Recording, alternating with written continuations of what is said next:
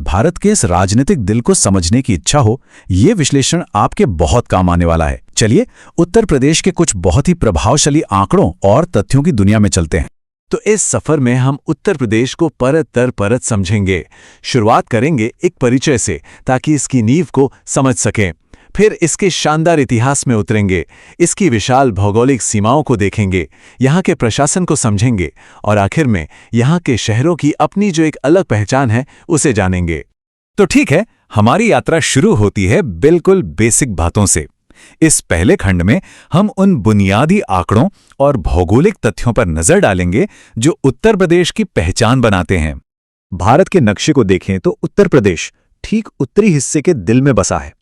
यह सिर्फ भौगोलिक तौर पे ही नहीं बल्कि जनसंख्या के लिहाज से भी एक महाशक्ति है।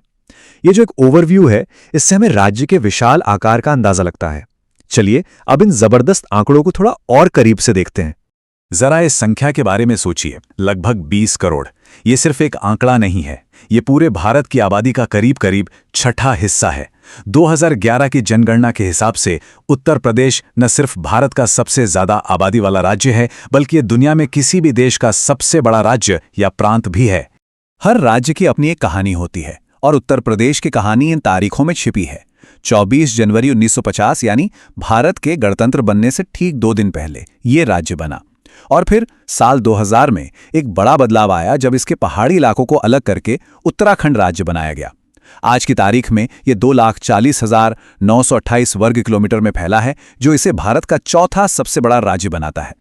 दुनिया के नक्शे पर उत्तर प्रदेश की एक खास जगह है, लेकिन इन नंबरों को और आसान बनाएं तो बस इतना समझिए, ये राज्य पूरब से पश्चिम तक करीब 650 किलोमीटर और उत्तर से दक्षिण तक 240 किलोमीटर तक फैला हुआ है।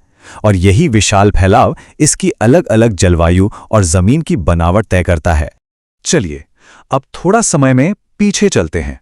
दूसरे खंड में हम उत्तर प्रदेश के ऐतिहासिक विकास को देखेंगे और उन खास प्रतीकों को जानेंगे जो इसकी गहरी सांस्कृतिक पहचान को दिखाते हैं। कहते हैं नाम में क्या रखा है, लेकिन उत्तर प्रदेश के मामले में नाम में बहुत कुछ है। इसकी पहचान उत्तर पश्चिम प्रांत से शुरू हुई, फिर संयुक्त प्रांत बनी और आखिर में 1950 में इसे उत्तर प्रदेश नाम मिला। बिल्कुल इसी तरह इसकी राजधानी भी आगरा से लखनऊ शिफ्ट हो गई, जो आज भी इसकी धड़कती हुई राजधानी है। ये जो प्रतीक है, ये सिर्फ एक चिन्ह नहीं है, ये उत्तर प्रदेश की आत्मा को दिखाता है। इसमें जो धनुष बाण है वो भगवान राम की विरासत का प्रतीक है। 2 मछलियां अवध के नवाबों के शासन को दिखाती हैं और ये जो लहरें हैं ये पवित्र गंगा और यमुना नदियों के संगम को दर्शाती हैं। मतलब एकता और इतिहास का एक जबरदस्त संगम है ये। अच्छा, अब थोड़ा जूम आउट करते हैं और उत्तर प्रदेश को एक बड़े नक्शे पर देखते हैं। तीसरे खंड में हम इसकी सीमाओं को देखेंगे, इसके पड़ोसियों से मिलेंगे और कुछ ऐसे कमाल के भौगोलिक फैक्ट्स जानेंगे जो शायद आपको हैरान कर दें।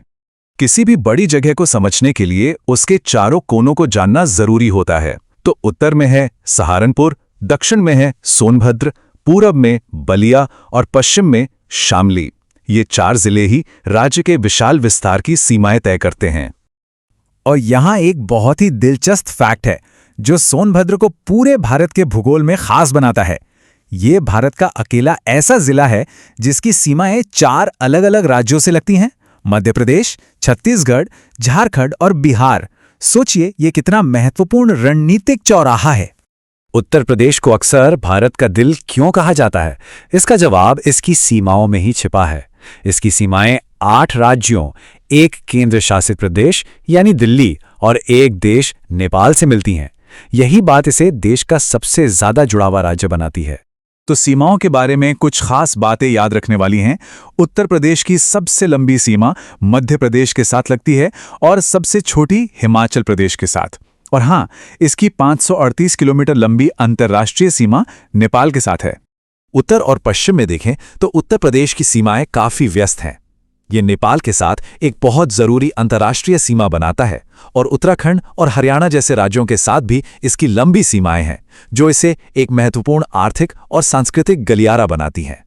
अब पूरब और दक्षिण की तरफ चलें तो हम देखते हैं कि मध्य प्रदेश के साथ इसकी सबसे लंबी सीमा है, जहां 11 जिले आपस में मिलते हैं। ये करीबी रिश्ता इन दोनों राज्यों के बीच गहरे आर्थिक और सांस्कृतिक संबंधों को दिखाता है। इसके अलावा बिहार, राजस्थान और दूसरे राज्यों के साथ भी इसकी महत्वपूर्ण सीमाएं हैं। अब सवाल यह है कि इतने विशाल और विविध राज्य पर शासन होता कैसे है। चौथे खंड में हम उत्तर प्रदेश की प्रशासनिक मशीनरी और राजनीतिक ताकत को देखेंगे और साथ ही इसके सबसे बड़े संसाधन यानी इसके लोगों पर भी नजर डालेंगे। जब दिल्ली में सरकार बनाने की बात आती है तो सबकी नजरें उत्तर प्रदेश पर ही होती हैं। क्यों? क्योंकि यहां लोकसभा की 80 सीटें हैं, जो भारत के किसी भी राज्य से सबसे ज्यादा हैं, और यही बात इसे राष्ट्रीय राजनीति में एक निर्णायक भूमिका देती है। राज्य स्तर पर भी इसका द्विसदनीय विधानमंडल इसकी जटिल शासन व्यवस्था को दिखाता है। 20 करोड़ लोगों पर शासन करने के लिए एक बहुत ही व्यवस्थित सिस्टम की जरूरत होती है। उत्तर प्रदेश में ये काम 18 मंडलों, 75 जिलों, 351 तहसीलों और 825 ब्लॉकों की एक सीढ़ीनुमा संरचना के जरिए होता है। ये सिस्टम पक्का करता है कि शासन समाज के सबसे निचले स्तर तक पहुंचे। उत्तर प्रदेश की आत्मा आज भी इसके गांव में बसती है।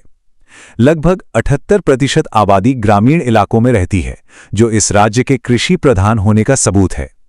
जनसंख्या का ये बंटवारा राज्य की अर्थव्यवस्था, राजनीति और संस्कृति पर गहरा असर डालता है। शिक्षा के मामले में उत्तर प्रदेश में विकास भी है और चुनौतियां भी। राज्य की औसत साक्षरता दर लगभग 68% है, लेकिन इसमें एक बड़ा अंतर है। एक तरफ गौतम बुद्ध नगर जैसा जिला है जहां 80% से ज्यादा लोग साक्षर हैं, तो वहीं दूसरी तरफ श्रावस्ती है जो लगभग 47% पर संघर्ष कर रहा है। ये जो असमानता है, ये राज्य के सामने सबसे बड़ी चुनौतियों में से एक है। और अब हमारी यात्रा के अंतिम पड़ाव पर हम उत्तर प्रदेश के शहरों की आत्मा को टटोलेंगे। हर शहर की अपनी एक अलग अनूठी पहचान है जो अक्सर उसके मजेदार उपनाम में छिपी होती है।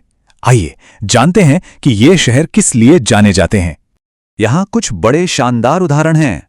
प्रयागराज को संगम नगरी के नाम से जाना जाता है। कानपुर लेदर सिटी या पूरब का मैनचेस्टर कहलाता है। मलियाबाद अपने आमों के लिए मशहूर है और सोनभद्र को तो भारत की ऊर्जा राजधानी भी कहा जाता है। ये उपनाम इन शहरों की आर्थिक और सांस्कृतिक पहचान को बहुत अच्छे से बताते हैं। तो हमने उत्तर प्रदेश की एक पूरी यात्रा की, इसकी विशाल आबादी से लेकर इसके गहरे इतिहास तक, इसकी राजनीतिक ताकत से लेकर इसकी जीवंत संस्कृति तक। ये बिल्कुल साफ है कि ये सिर्फ एक राज्य नहीं है, बल्कि एक ऐसा पावर हाउस है जो भारत की किस्मत तय करता है।